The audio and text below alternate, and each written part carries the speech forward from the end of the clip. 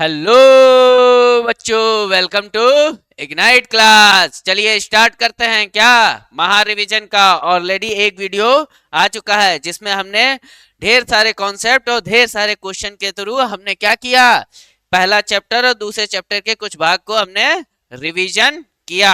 ठीक है, हम चाहते तो एक बड़ा सा वीडियो बना के आपको 3-4 चैप्टर करा सकते थे, लेकिन अभी एग्जाम डेट पीछे है तो इसलिए आपको दो दो चैप्टर के रिवीजन ऐसे ही चलते रहेंगे। ठीक है, और जब एग्जाम आएगा तो एक मैराथन वीडियो लाया जाएगा जो आपको पूरा कवर कर देगा। ठीक है, तो एक वीडियो एक सीरीज ऑलरेडी चल रही है जो कि PYQ related question MCQ series है। चैप्टर वाइज जो आता है आप सभी उससे परिचित हैं, आप सभी उसको देखते भी हैं, बहुत ढेर सारा प्यार भी देते हैं, बहुत ढेर सारा आप लोग उस पर प्यार भी देते हैं, इसमें कोई शक नहीं है।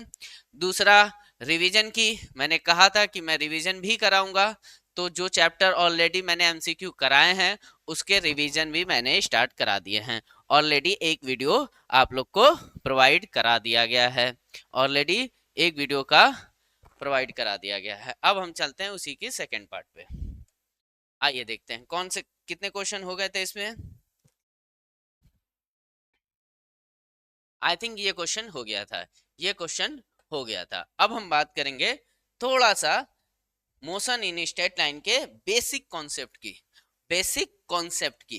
क्यों? क्योंकि सर हम भूल गए हैं, हम भूल गए हैं, हमको रिवीजन की जरूरत है। हम भूल गए हैं कि क्या होता है डिस्टेंस, क्या होता है डिस्प्लेसमेंट, क्या होती है वेलोसिटी, क्या होती है स्पीड, क्या होता है एवरेज स्पीड, क्या होती है इंस्टेंटेनियस। तो फास्ट वे में रिवीजन करेंगे। डिस्टेंस, डिस्टेंस क्या होती है? डिस्टेंस क्या होती है? The length of the actual path travel by the object the particle term is the distance. मान लो कि एक एक ए है, वो यहां से बी पे जा रहा है और वो उसकी जो पाथ है वो कुछ ऐसे है, ऐसे रास्ते पे चलते हुए वो जा रहा है, ऐसे जा रहा है।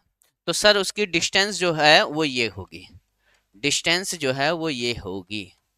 डिस्टेंस क्या होगी? Actual path. ये क्या है? ये वाली पाथ एक्चुअल पाथ है, ये वाली पाथ क्या है? Actual path. तो डिस्टेंस इजकल टू क्या होता है? लेंथ ऑफ ए से बी, ये ए से बी और ये सी। ठीक है, और ये क्या होती है? ये स्केलर क्वांटिटी होती है। डिस्टेंस क्या होती है? स्केलर क्वांटिटी होती है। सर स्केलर क्वांटिटी क्या होती है? स्केलर क्वांटिटी वो सारी क्वांटिटियां जिसकी सिर्फ और सिर्फ मैग्नीट्यूड हो, डायरेक्शन नहीं हो, सिर्फ और सिर्फ मैग्नीट्यूड हो, डायरेक्शन नहीं हो, वो सारी क्वांटिटी क्या होती हैं? स्केलर होती हैं। वो सारी की सारी क्वांटिटी क्या होती है? स्केलर होती है, वेक्टर नहीं होते। और स्केलर और वेक्टर में यही अंतर है। देखो स्केलर, स्केलर में सिर्फ और सिर्फ क्या होगा? मैग्नीट्यूड होगा, सिर्फ और सिर्फ मैग्नीट्यूड होगा, कोई भी डायरेक्शन की बात नहीं होगी। जैसे 2+2 इजीली, जितनी भी राशि, जितने भी क्वांटिटी स्केलर होती हैं बच्चा लोग, उसमें 5+5 डायरेक्ट 10 आ सकता है, लेकिन वेक्टर में 5+5 10 नहीं होता है। ठीक है, मतलब स्केलर का अलजेब्रिकल सम, स्केलर का अलजेब्रिकल सम पॉसिबल है, बट वेक्टर का अलजेब्रिकल सम पॉसिबल नहीं है। ओके, तो हमने डिस्टेंस देखा, हमने स्केलर क्वांटिटी के बारे में थोड़ा सा समझा, ऐसे ही थोड़ा थोड़ा हम रिवाइज करेंगे। डिस्प्लेसमेंट क्या है? The change of position vector of the particle or a given time interval at is known as the displacement. It can describe with time, और ये क्या होता है? डिस्प्लेसमेंट होता है। इसमें एक चीज और लिख सकते हैं क्या? Shorted distance. क्या होता है? Shorted distance between final position to initial position, initial position. मतलब समझिए, यहां से यहां ए से बी गया, ए से बी गया, और जो जाने का रास्ता था आपने देखा था बाया सी था, सी से होके जा रहा था। कहां से जा रहा था? इस सी पॉइंट से होके जा रहा था। लेकिन तो ये क्या है? ये है इसका डिस्टेंस, ये है इसका डिस्टेंस। ठीक।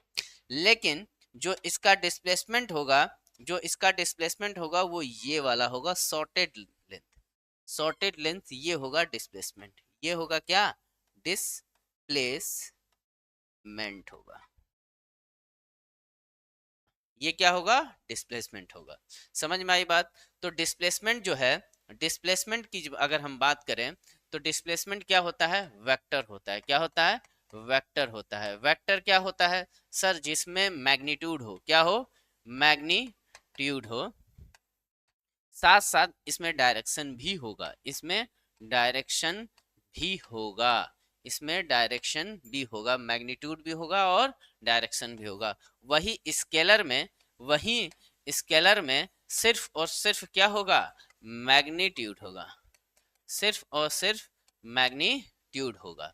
ओके, तो ये हो गया स्केलर एंड वेक्टर। और इसमें क्या है, इसमें जो है अलजेब्रिकल सम, अलजेब्रिकल सम नॉट पॉसिबल। क्या होगा, नॉट पॉसिबल, या सम टाइम पॉसिबल भी होता है बट डायरेक्शन सेम होनी चाहिए। सम टाइम पॉसिबल, ठीक है, सम टाइम पॉसिबल भी हो सकता है बट डायरेक्शन अगर सेम होगा तो। इसमें क्या है, ऑलवेज, ऑलवेज अलजेब्रिकल सम, अलजेब्रिकल सम मतलब 10 + 10 क्या कर सकते हैं हम, 20 कर सकते हैं। इसमें ऐसा नहीं कर सकते हैं, इसमें डायरेक्शन देखना पड़ेगा। समझ में आई बात। ये जो होती हैं ये पॉजिटिव निगेटिव दोनों हो सकती हैं, बट डिस्टेंस जो है वो सिर्फ और सिर्फ पॉजिटिव होगी। डिस्प्लेसमेंट जो है वो पॉजिटिव, निगेटिव एंड जीरो दोनों हो सकती है। जबकि डिस्टेंस जो है, डिस्टेंस जो है सिर्फ और सिर्फ पॉजिटिव होगा या फिर जीरो होगा, निगेटिव डिस्टेंस नहीं हो सकता है। तो इन सब का अगर हम देखें तो डिस्टेंस जो होता है, distance is always greater than and equal to displacement होगा, ये याद रखेंगे। डिस्टेंस जो है always greater than and equal to displacement होगा। डिस्टेंस और डिस्प्लेसमेंट एक भी हो सकते हैं और डिस्टेंस बड़ा भी हो सकता है। समझ में आई बात। तो ये ओवरव्यू था, ठीक है, थोड़ा थोड़ा समझने के लिए। आप अपने हिसाब से स्क्रीनशॉट लेते जाइएगा जो आपको नीड हो, ठीक है। अब हम बात करते हैं वेलोसिटी। अब हम बात करेंगे किसकी, वेलोसिटी की। वेलोसिटी, या पहले बात कर लेते हैं स्पीड की। किसकी बात कर लें हम, स्पीड की बात कर लें, स्पीड की। सर स्पीड क्या होता है, स्पीड होता है डिस्टेंस, डिस्टेंस अपॉन में टाइम, डिस्टेंस अपॉन में टाइम, जिसको आप v से ही लिख सकते हो। v इज इक्वल टू की डिस्टेंस क्या है, s/t। यूनिट क्या होता है इसका, मीटर पर सेकेंड। यूनिट क्या होता है, मीटर पर सेकेंड। डायमेंशन क्या होती है, L t-1 होता है। स्केलर होता है, क्या होता है, स्केलर होता है। इतनी बातें ध्यान रखें। अब हम बात करेंगे वेलोसिटी की। किसकी बात करेंगे, वेलोसिटी की। सर वेलोसिटी की अगर हम बात करें तो वेलोसिटी क्या होता है, velocity v is equal to displacement, क्या, डिस्प्लेसमेंट अपॉन में टाइम होगा बच्चा लोग, क्या होगा, टाइम होगा। तो सर ये इसका यूनिट क्या होगा, इसका यूनिट भी सेम होगा, मीटर पर सेकेंड, और इसकी डायमेंशन भी L t-1 ही होगी। बट ये क्या होगा, ये जो होगा वेक्टर होगा, क्या होगा, वेक्टर होगा। समझ में आई बात, ये क्या होगा, वेक्टर होगा। आई होप आप रिवाइज कर पा रहे हैं, आप चीजों को रिकॉल कर पा रहे हैं। ऑलरेडी सारे बच्चे चाहे जिस स्कूल से पढ़ रहे हो, चाहे जिस कोचिंग से पढ़ रहे हो, चाहे नहीं पढ़ रहे हो किसी कोचिंग में, वो सब ये चीज तो पढ़े ही हैं कहीं ना कहीं। स्कूल में पढ़े होंगे, बुक से पढ़े होंगे, सेल्फ स्टडी से पढ़े होंगे, किसी टीचर के द्वारा पढ़े होंगे, पढ़े ही होंगे। ठीक है, तो आपको बस रिकॉल करने के लिए मैं बता रहा हूँ, और कोई बात नहीं। एवरेज स्पीड, एवरेज स्पीड क्या होती है सर, टोटल एवरेज वेलोसिटी अगर हम बात करूं तो उसी तरह एवरेज स्पीड भी हो सकता है। टोटल डिस्प्लेसमेंट अपॉन में टोटल टाइम, टोटल टाइम, यही होता है एवरेज स्पीड का फॉर्मूला। सर दो के लिए आता है, दो के लिए आता है 2v1 v2 अपॉन में v1 प्लस v2, ऐसा आपने पढ़ा है। ठीक, जब d1 इज इक्वल टू क्या हो, d2 is equal to d/2 हो, तो ये चीज आपने पढ़ी है। एवरेज स्पीड सेम चीज लिख सकते हैं, टोटल डिस्प्लेसमेंट की जगह क्या होगा, टोटल डिस्प्लेसमेंट की जगह क्या आएगा, डिस्टेंस आएगा, टोटल डिस्टेंस अपॉन में क्या, टोटल टाइम। ये होता है एवरेज वेलोसिटी, ये होती है average speed. Sir instantaneous, instantaneous क्या होता है, dv इक्वल टू, मान लो अगर डिस्प्लेसमेंट को आप x से जताते हैं तो dx अपॉन में dt होता है क्या, इंस्टेंटेनियस वेलोसिटी। ये सब आपने पढ़ रखा है ऑलरेडी, ये सब पढ़ रखा है, मैं सिर्फ और सिर्फ रिवाइज करा रहा हूँ। ठीक है, सिर्फ और सिर्फ बेसिक टर्म्स जो है वो आपको रिकॉल करा रहा हूँ। इक्वेशन ऑफ मोशन, तीन इक्वेशन ऑफ मोशन आपने पढ़ी होगी, क्या पढ़ी है, v is equal to u plus a t, और एक इक्वेशन पढ़ी होगी s is equal to u t plus 1/2 a t का स्क्वायर, और एक इक्वेशन पढ़ी होगी 2as is equal to v square minus u square. इस इक्वेशन की एक खास बात है कि इसमें एक्सेलरेशन जो होगा वो कांस्टेंट होगा, वो क्या होगा, कांस्टेंट होगा, बट इतना ही याद रखने वाली बात है इसमें। ठीक है, एक्सेलरेशन क्या होता है, सर एक्सेलरेशन होता है change of velocity, change of velocity upon में time, change of velocity upon में टाइम, ये होता है एक्सेलरेशन। ठीक है, जिसको आप कह सकते हो a is equal to v minus u by t. ठीक, इस फॉर्म में वेलोसिटी को भी लिख सकते हो x2 माइनस x1 अपॉन में t, मतलब समझो यहाँ से पार्टिकल यहाँ गया, ये है x1 और ये है x2, तो डिस्प्लेसमेंट क्या होगा x2 माइनस x1, तो इस फॉर्म में लिखना हो तो इस फॉर्म में भी आप याद किए होंगे। ठीक है, तो ये सब आप ऑलरेडी पढ़ चुके हैं, ये सब कुछ आप ऑलरेडी पढ़ चुके हैं, मैं सिर्फ और सिर्फ आपके रिकॉल के लिए बता रहा हूँ, मैं सिर्फ और सिर्फ आपको रिकॉल करा रहा हूँ। ठीक है, प्रोजेक्टाइल मोशन, प्रोजेक्टाइल मोशन का भी मैं अभी रिकॉल कराने वाला हूं आपको, तो आप प्रोजेक्टाइल मोशन का भी रिकॉल देख लीजिए, बहुत छोटा सा है, इजीली आप समझ पाएंगे। देखिए प्रोजेक्टाइल मोशन की खास बात, प्रोजेक्टाइल मोशन में एक होती है initial velocity, initial velocity u, जो है u। सर इसके दो कंपोनेंट होते हैं, इसके दो कंपोनेंट, एक हॉरिजॉन्टल कंपोनेंट जिसको u cos थीटा कहते हैं, और एक वर्टिकल कंपोनेंट जिसको u sin थीटा कहेंगे। क्या कहेंगे, u sin थीटा। ये है आपका प्रोजेक्टाइल, ये है आपका प्रोजेक्टाइल। आई होप आपकी क्लियर हो गई।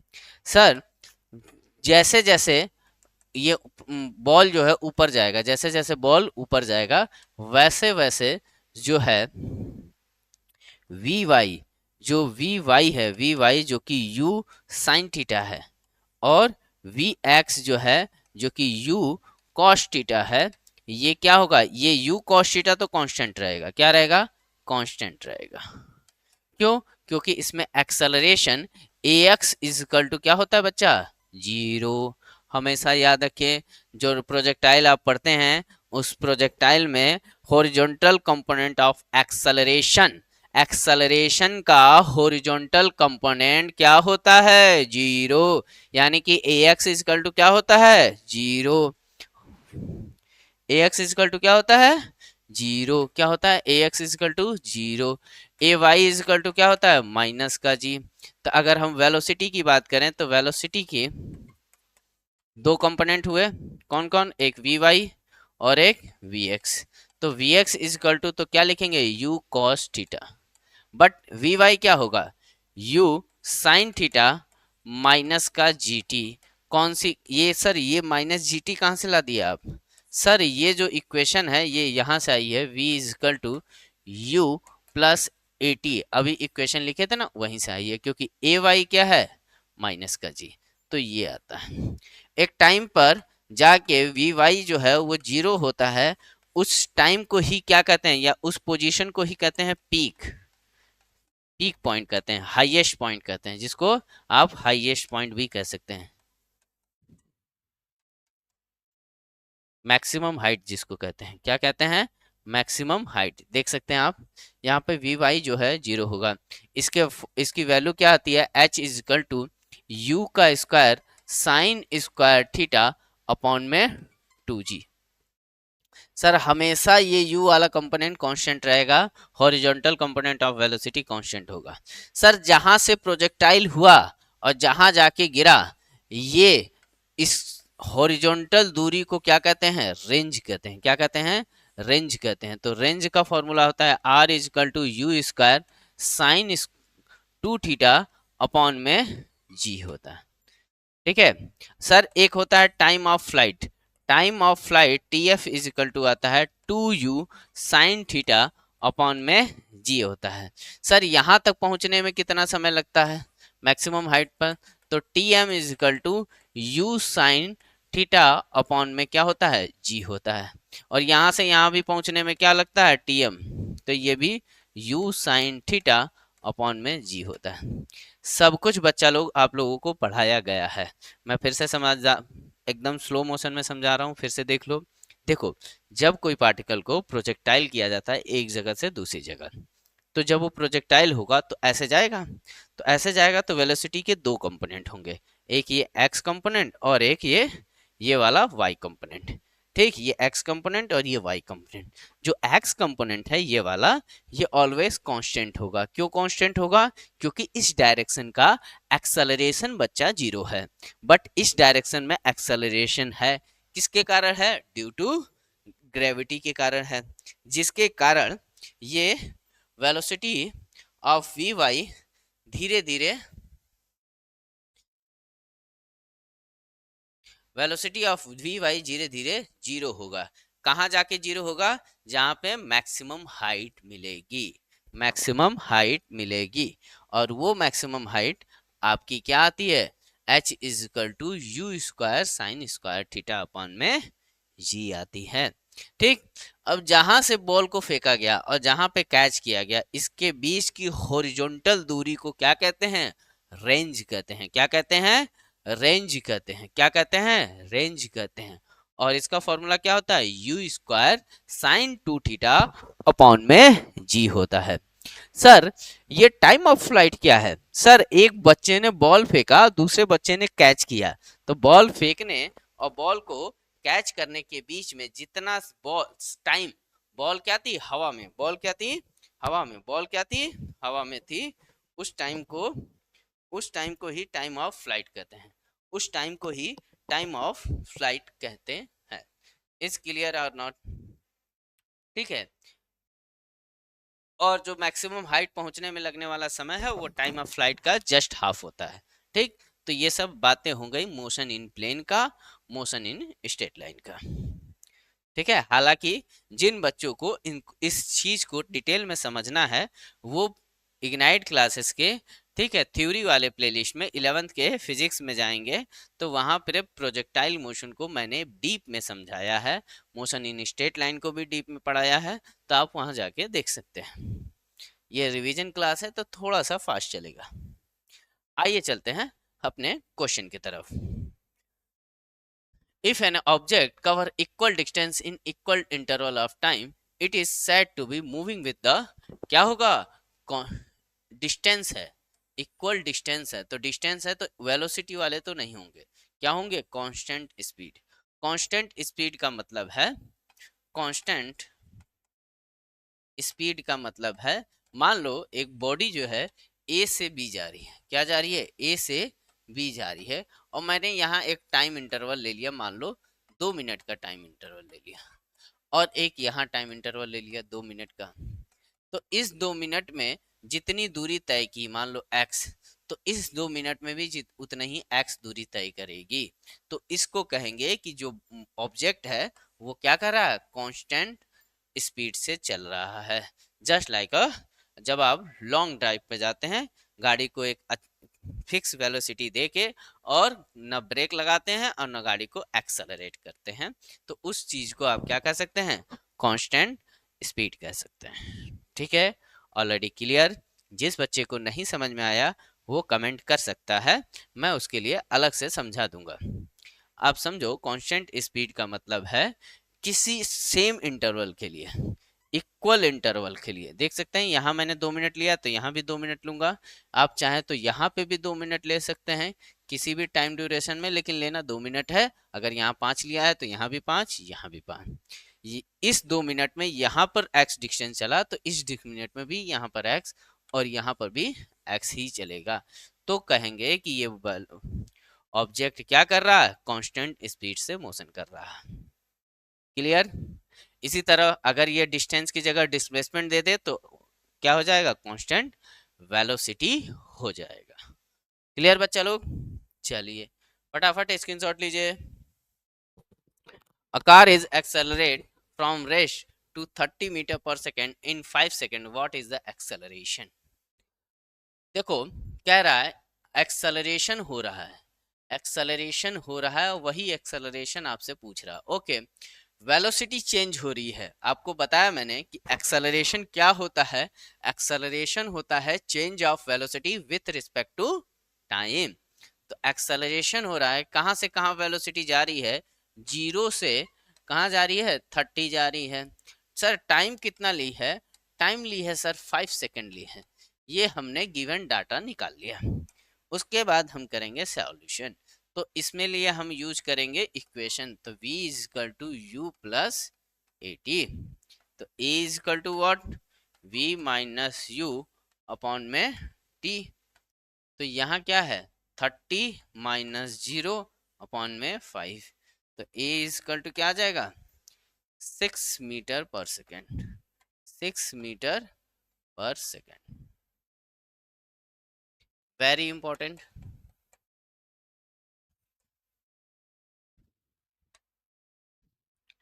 If two object have the same speed, दो ऑब्जेक्ट हैं जिनकी स्पीड सेम है बट डिफरेंट वेलोसिटी, बट वो वेलोसिटी डिफरेंट है।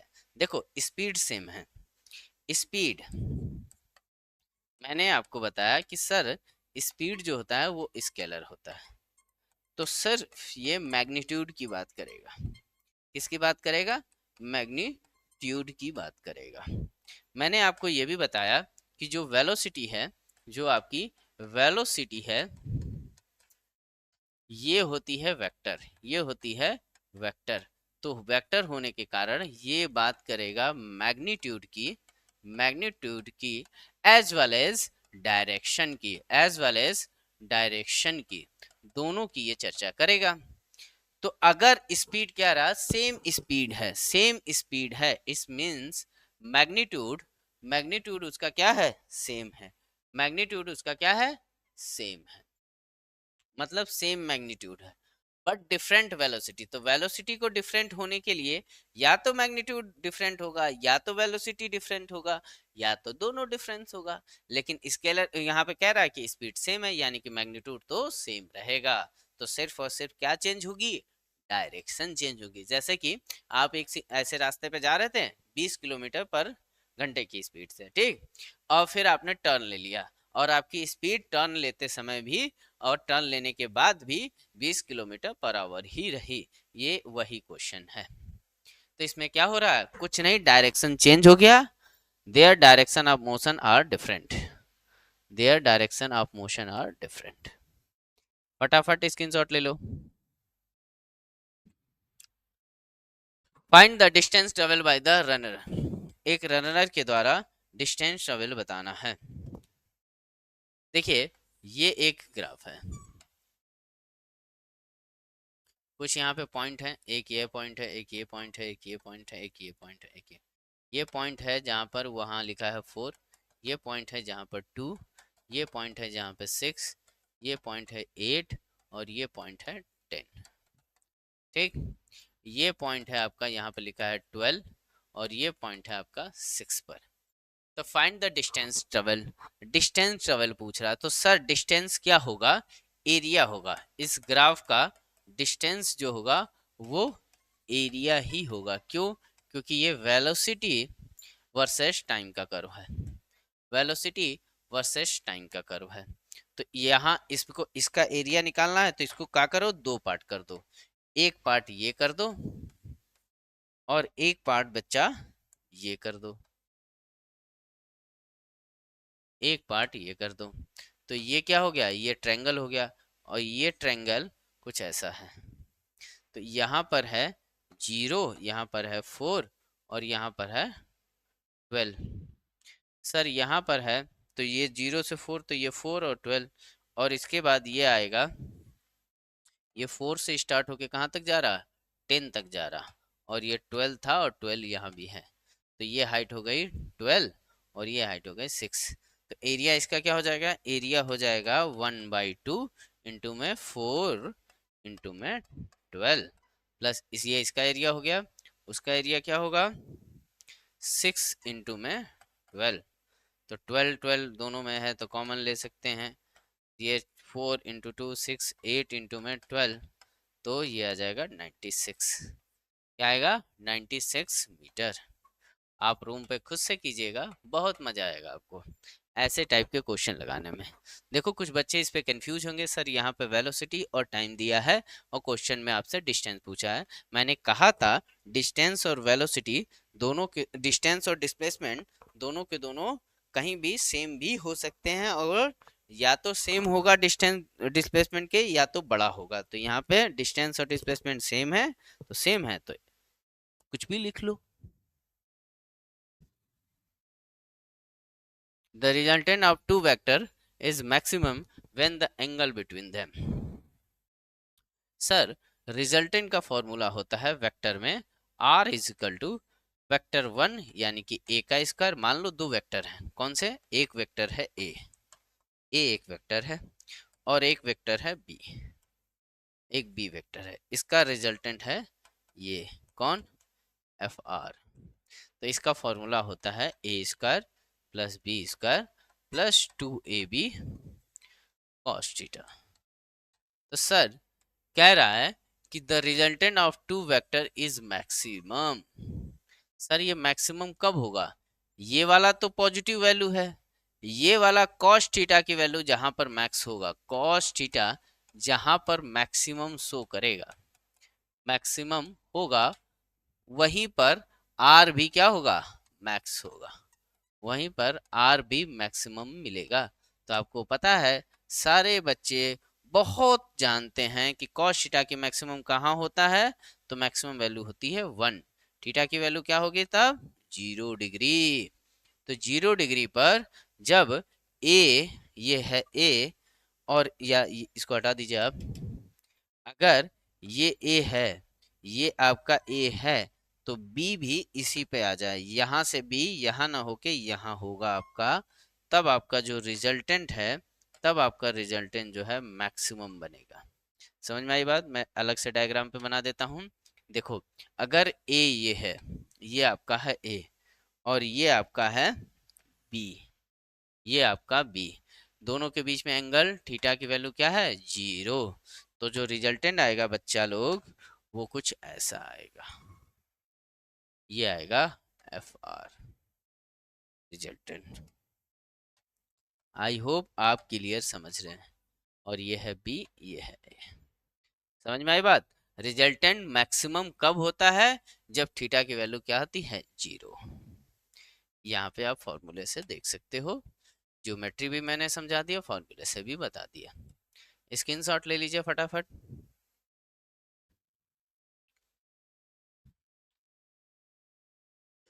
When two vector are parallel to each other, दो वेक्टर हैं, दो पैरेलल हैं, their vector sum is। Sir मैंने बताया कि अभी एक वेक्टर ये है और दूसरा वेक्टर ये है a और ये है b, तो इनके बीच का जो एंगल है अगर ये पैरेलल है तो थीटा क्या है, यहाँ पर 0 है, थीटा 0 है। तो जो रिजल्टेंट आएगा, जो रिजल्टेंट आएगा r क्या fr, जो रिजल्टेंट आएगा fr वो क्या आता है, वो मैक्सिमम आता है। मैक्सिमम आता है तो सर वैल्यू क्या होती है, वैल्यू होती है a प्लस बी। डायरेक्ट आप सम कर सकते हैं, मान लो a का मैग्नीट्यूड है 10 और b का मैग्नीट्यूड भी है 10, तो fr का मैग्नीट्यूड कितना हो जाएगा 20। ठीक, तो क्या होगा the sum of their magnitude, क्या होगा, the sum of their magnitude. और डायरेक्ट सम तभी होगा जब दोनों के दोनों क्या हो, 0 डिग्री पे हो, दोनों के दोनों क्या हो, 0 डिग्री पे हो। चलिए, which of the following represent the magnitude of vector. A का वेक्टर देखो, ए वेक्टर, वेक्टर को आप मोटे अक्षरों में भी दर्शा सकते हैं, या तो आप अगर स्मॉल में दर्शाए हैं तो एरो लगा दीजिए। मैग्नीट्यूड, इसका मैग्नीट्यूड को दर्शाना है तो आपको मोड लगाना होगा। क्या लगाना होगा, मोड, जो कि ऑप्शन है ए। सभी चीजें आप पढ़े हैं ऑलरेडी, मैंने आप लोगों को, जो बच्चे मुझसे ऑफलाइन पढ़े हैं वो सब ये सब चीजें नोट्स किए हैं, मैं सिर्फ और सिर्फ रिवाइज करा रहा हूँ। जो नहीं पढ़े हैं वो पढ़ें और अपनी नोट्स में ऐड करें। अगर नहीं है तो, हालांकि ये सब कहीं भी आपने पढ़ा होगा, तो मैं विश्वास करता हूँ कि हर टीचर आपको पढ़ाया होगा। ठीक है, the horizontal and vertical component of vector. Horizontal, देखो मान लो एक वेक्टर है ए, ए एक वेक्टर है। अब इसके दो कंपोनेंट होते हैं बच्चा लोग, एक होता है ए एक्स और एक होता है ए वाई। तो ये तो वेक्टर है, बट ए एक्स जो है वो हो जाता है स्केलर, क्योंकि उसकी डायरेक्शन तो फिक्स हो गई। और ये है, ये भी है, क्या कहा जाता है, स्केलर। ठीक है, तो जो हॉरिजॉन्टल और वर्टिकल कंपोनेंट होते हैं किसी वेक्टर के, वो स्केलर होते हैं। Very very important, very very important. If the angle between two vector is 90 degree, समझो अब दो वेक्टर हैं, उनके बीच का एंगल, ये मान लो ए वेक्टर है और ये बच्चा बी वेक्टर है, इनके बीच का एंगल है 90 डिग्री। तो आपको पता है कि जो रिजल्टेंट आएगा, जो रिजल्टेंट आएगा, अच्छा डॉट प्रोडक्ट पूछा है, ओहो, तो आपसे डॉट प्रोडक्ट पूछा है। तो सर डॉट प्रोडक्ट क्या होता है, डॉट प्रोडक्ट होता है वेक्टर ए डॉट बी, जिसकी वैल्यू आती है ए बी, ए का मैग्नीट्यूड, बी का मैग्नीट्यूड, साथ में कॉस थीटा। तो sir theta is equal to तो 90 है, थीटा इज इक्वल टू 90 है, तो ए का मैग्नीट्यूड एंड बी का मैग्नीट्यूड, कॉस थीटा की वैल्यू कॉस 90। आप सभी बच्चा लोग बहुत अच्छी तरीके से जानते हैं कॉस 90 की वैल्यू होती है 0। तो ए डॉट बी क्या आ जाएगा, 0 आ जाएगा। अगर अगर बच्चों दो दो वेक्टर के बीच एंगल क्या है, 90 डिग्री, दो वेक्टर के बीच एंगल क्या है, 90 डिग्री है, तो वो दो वेक्टर का डॉट प्रोडक्ट, उन दो वेक्टरों का डॉट प्रोडक्ट क्या होगा, 0 होगा। उन दोनों वेक्टरों का डॉट प्रोडक्ट 0 होता है। तो आप देख सकते हैं 31 का ए, स्क्रीनशॉट ले लीजिए। Two vectors of the equal magnitude are added, then the angle between them is 120. What is the magnitude of the resultant vector? समझो एक वेक्टर है a और एक वेक्टर है बच्चा आपका b, ये है b, इन दोनों के बीच में एंगल है 120। ओके सर, a का जो मैग्नीट्यूड है, a का magnitude is equal to b का मैग्नीट्यूड है, a का magnitude is equal to b का मैग्नीट्यूड है। तो रिजल्टेंट क्या आएगा sir, resultant is equal to होगा a का स्क्वायर प्लस b का square plus 2ab cos theta. Theta की वैल्यू तो यहाँ पे सर ने 120 दिया है क्वेश्चन में, तो आप क्या करेंगे, r is equal to a और b दोनों की वैल्यू मान लो, मैग्नीट्यूड सेम है तो मैं x मान लूँ, तो ये हो जाएगा, मैं लिख लूँ एक्स स्क्वायर प्लस यहाँ 2 इंटू में एक्स स्क्वायर कॉस 120। कॉस 120 को क्या कर सकते हैं sir, cos 120 it means cos 90 plus 30, cos 90 plus 30 it means minus का साइन 30, साइन 30 की वैल्यू होती है 1/2, यानी कि -1/2 हो जाएगा। तो यहाँ पे वैल्यू आ जाएगी x, ये इन दोनों का सम कर देंगे तो क्या आ जाएगा, 2x का स्क्वायर माइनस 2x स्क्वायर और माइनस का 1/2, ये प्लस है तो ये 2 कट जाएगा, तो 2x² minus x² is equal to क्या आ जाएगा, रूट में x²। It means r is equal to क्या आ जाएगा, x आ जाएगा। मतलब रिजल्टेंट भी क्या आएगा, सेम आएगा, सेम आएगा। रिजल्टेंट भी a और b के बराबर ही होगा। रिजल्टेंट r भी का मैग्नीट्यूड जो होगा वो x के बराबर ही होगा। ऑप्शन क्या आएगा, सी आंसर। अच्छा क्वेश्चन है, आप देख सकते हैं ये सब ऐसे क्वेश्चन आपके एग्जाम में पूछे जाते हैं। तो प्लीज आप लोग स्क्रीनशॉट लें और अपनी तैयारी को बहुत अच्छे तरीके से स्मूथली करते रहें। The time taken of the projectile to reach the maximum height is equal to time. Sir अब मैंने बताया time of maximum height is equal to time of flight by 2 होता है। टाइम ऑफ फ्लाइट की value मैंने बताया 2u sine theta upon में क्या होती है, g होती है। Time of maximum is equal to क्या होता है, u साइन थीटा अपॉन में g होती है। तो आप देख सकते हैं क्या होगा, the time taken to projectile to reach the maximum height is equal to time taken half of the time of the complete projectile motion. ये कंप्लीट प्रोजेक्टाइल मोशन का मतलब क्या, टाइम ऑफ फ्लाइट की बात कर रहा है, टाइम ऑफ फ्लाइट की बात हो रही है। तो ये अच्छा क्वेश्चन है, इसीलिए मैं कॉन्सेप्ट को पहले से ही एक्सप्लेन कर दिया हूँ, कॉन्सेप्ट को पहले से ही एक्सप्लेन कर दिया हूँ। What is the angle of projection for maximum range. Sir आपने देखा r is equal to u sine 2 theta upon में u² साइन 2 थीटा अपॉन में g होता है। सर ये r मैक्स कब होगा, r मैक्स कब होगा, r मैक्स तब होगा जब साइन 2 थीटा की वैल्यू क्या हो जाएगी, मैक्सिमम हो जाएगी। तो सर साइन की तो मैक्सिमम वैल्यू 1 ही होती है, साइन की मैक्सिमम वैल्यू 1 होती है, तो 2 थीटा इज इक्वल टू क्या, 90 डिग्री। तो theta is equal to 45 degree पर, थीटा जब 45 पर, मतलब प्रोजेक्टाइल अगर हम 45 डिग्री पर करते हैं, कितने डिग्री पर, 45 डिग्री पर, तो जो हमारा रेंज है, जो हमारा रेंज है, जो हमारा रेंज है वो हमें मैक्सिमम मिलेगा। अगर हम 45 से ज़्यादा करें, 45 से ज़्यादा करें, मान लीजिए ये मैंने 60 का किया, तो भी हमारा रेंज क्या मिल रहा है, कम मिल रहा है। अगर हम 45 से कम करें, 45 से कम करें, जस्ट लाइक ये वाला, तो भी हमारा रेंज क्या मिल रहा है, कम मिल रहा है। मान लो ये 25 डिग्री है, ठीक है, तो चाहे 45 पर ही मैक्सिमम मिलेगा, क्योंकि साइन 2 थीटा की वैल्यू वहीं पे मैक्सिमम होगी। ठीक है, वेरी इंपॉर्टेंट है, वेरी इंपॉर्टेंट है, जरूर याद रखें, काम आएगा एग्जाम में आपके। Which of the following quantity remaining constant throughout the projectile motion? ऐसी कौन सी क्वांटिटी है जो प्रोजेक्टाइल मोशन के बीच कांस्टेंट है, तो sir acceleration.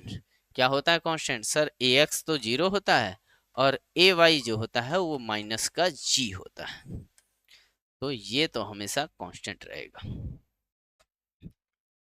Which component of velocity determine the time of flight? Time of flight निकालने के लिए कौन सी वेलोसिटी के कंपोनेंट, मैंने बताया जो वेलोसिटी है उसके दो कंपोनेंट होते हैं, एक होता है vx और एक होता है vy। कितने कंपोनेंट होते हैं, दो कंपोनेंट, एक होता है x डायरेक्शन का, एक होता है y डायरेक्शन का। तो सर जो टाइम ऑफ फ्लाइट निकालने के लिए वेलोसिटी यूज होती है वो y वाली यूज होती है, किसकी, y वाली।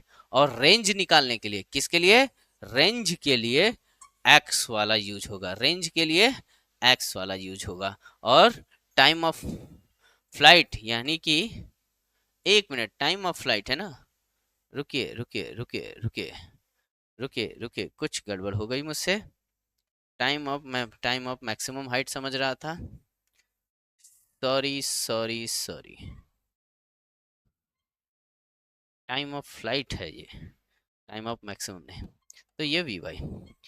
तो टाइम ऑफ फ्लाइट निकालने के लिए हॉरिजॉन्टल कंपोनेंट ही लगेगा, क्या लगेगा, हॉरिजॉन्टल कंपोनेंट ही लगेगा। क्यों, क्योंकि आपको रेंज पता है, रेंज अपॉन में हॉरिजॉन्टल यूएक्स से डिवाइड कर दोगे तो टाइम ऑफ फ्लाइट मिल जाएगा। ठीक, तो horizontal component very very important. देखो मैंने भी गड़बड़ पढ़ ली, मैंने भी गड़बड़ पढ़ ली। मैं मुंह से बोल रहा हूं तो टाइम ऑफ फ्लाइट, लेकिन दिमाग में चल रहा है टाइम ऑफ मैक्सिमम हाइट। क्या है बच्चों, मैंने कमेंट किया था कि मैं ये सीरीज बहुत फास्ट वे में कराऊंगा ताकि आप लोगों का कम से कम टाइम लगे। क्या लगे? कम से कम टाइम लगे। आप लोग को जैसे कुछ बच्चों को लगे कि यार सर बहुत तेज बोल रहे हैं, तो आप क्या कीजिए, यूट्यूब का जो 1x 2x या 1.5x है उसमें 0.75 भी होता है, 0.5 भी होता है, तो वो आप यूज कर सकते हैं। और किसी को फास्ट वे में देखना है तो वो tx पे देख लेता है, 1.5x पे देख सकता है, तो वो भी देख सकता है। What is the direction of centripetal acceleration? Sir centripetal acceleration, जब कोई बॉडी सर्कुलर मोशन कर रही है, क्या कर रही है? सर्कुलर मोशन, तो सेंट्रीपिटल एक्सेलरेशन लगता है, और वो लगता है सेंटर की तरफ, वो लगता है सेंटर की तरफ, सेंट्रीपिटल एक्सेलरेशन। और अगर सेंट्रीफ्यूगल बोलेगा तो वो क्या लगेगा? सेंटर से दूर। ये होता है टुवर्ड द सेंटर, सेंट्रीपिटल होता है टुवर्ड द सेंटर, सेंटर की ओर। और जो सेंट्रीफ्यूगल है वो सेंटर से बाहर, सेंटर से बाहर की तरफ, सेंटर से बाहर। अगर ये सेंटर है तो इससे दूर जाएगा सेंट्रीफ्यूगल, और सेंट्रीपिटल सेंटर की ओर। तो इसका ऑप्शन कहाँ है? रेडियल पॉइंट इनवर्ड, रेडियली और इनवर्ड होगा। और अगर यही सेंट्रीफ्यूगल होता तो रेडियली आउटवर्ड होता। ठीक, if the radius of the circular path is double well while keeping the speed constant, how does the centripetal acceleration change? देखो रेडियस ऑफ सर्कल, देखो centripetal acceleration v square upon में r होता है। क्या होता है? v स्क्वायर अपॉन में r। अब कह रहा है सर्कुलर पास रेडियस जो है डबल कर दिया जाए और स्पीड को सेम रखते हैं, तो सेंट्रीपिटल एक्सेलरेशन सर a जो है इनवर्सली प्रोपोर्शनल टू r है। अगर r को डबल कर रहे हैं तो a क्या हो जाएगा? हाफ हो जाएगा। a क्या हो जाएगा बच्चा? हाफ हो जाएगा। फटाफट ले लो, वेरी इंपॉर्टेंट क्वेश्चन है ये। AC is equal to v square upon में r होता है सेंट्रीपिटल का acceleration. How many minimum number of vector in different plane can be added should be zero? कितने होते हैं? मिनिमम में तीन, तीन तो होने ही चाहिए। क्यों? क्योंकि तीन ही है जो पॉलीगन बनाएगा। कंप्लीट डायग्राम जो है तीन का ही बनता है, दो का कंप्लीट डायग्राम नहीं बन सकता। ठीक, ये देखो ये यहाँ बच गया, यहाँ पे तीन ही मिलके कंप्लीट करते हैं। तो ये ठीक है, ट्रिकी क्वेश्चन है, इंपॉर्टेंट है, जरूर आप एग्जाम से पहले देख के जाएं, आपको हेल्प होगी। In CGS system unit of force, CGS में फोर्स की यूनिट क्या होती है? सर फोर्स की यूनिट होती है एसआई में न्यूटन, और सीजीएस में होती है, सीजीएस में होती है डाइन अर्ग, आई थिंक अर्ग होगी, नहीं डाइन होगी, अर्ग तो होगी उसका, हाँ डाइन होगी। क्या होगी? डाइन। अर्ग होता है वर्क का, एनर्जी का होता है अर्ग। ठीक है, फटाफट स्क्रीनशॉट ले ले। ये क्वेश्चन आपके लिए होमवर्क क्वेश्चन है, ये क्वेश्चन आपके लिए क्या है? होमवर्क क्वेश्चन है बच्चा। आप इजीली कर पाएंगे, इजीली कर पाएंगे। हम नेक्स्ट क्लास जब स्टार्ट करेंगे यहीं से स्टार्ट करेंगे। और चैप्टर कौन क्या क्या क्वेश्चन होंगे उसमें? उसमें होगा सर्कुलर मोशन के, सर्कुलर मोशन के क्वेश्चन होंगे कुछ, और मोस्ट प्रोबेबली है कि NLM Newton law of motion भी कवर किया जाएगा। ठीक है, सर्कुलर मोशन कुछ एक दो चार प्रोजेक्टाइल मोशन भी हो जाएंगे, और ज़्यादातर क्वेश्चन न्यूटन लॉ के होंगे। ठीक, आप प्लीज़ कमेंट किया करें कि आपको ये जो सेशन मैंने स्टार्ट किया है रिवीजन का, वो आपको कैसा लग रहा है। अगर उसमें आपको कुछ और चीज़ें ऐड करानी है तो आप कमेंट कर सकते हैं। मैं हमेशा चेंजिंग का सपोर्ट करता हूँ कि बच्चों के हिसाब से, जो बच्चों की रिक्वायरमेंट है उसके हिसाब से चीजों बच्चों को चीजें प्रोवाइड हो। थैंक यू बच्चों, thank you to all of you. I hope आपका दिन बहुत अच्छा जाए, आप बहुत अच्छे लाइफ में सक्सेस हो। मैं राहुल कुमार आप सभी को आने वाली पर्व की, चाहे वो आपका होली हो चाहे वो रमजान हो, दोनों के लिए मैं आप सभी लोग को बहुत बहुत हार्दिक अभिनंदन करता हूँ। अपने अपने त्योहार को बहुत प्यार से बहुत धूमधाम से मनाइए।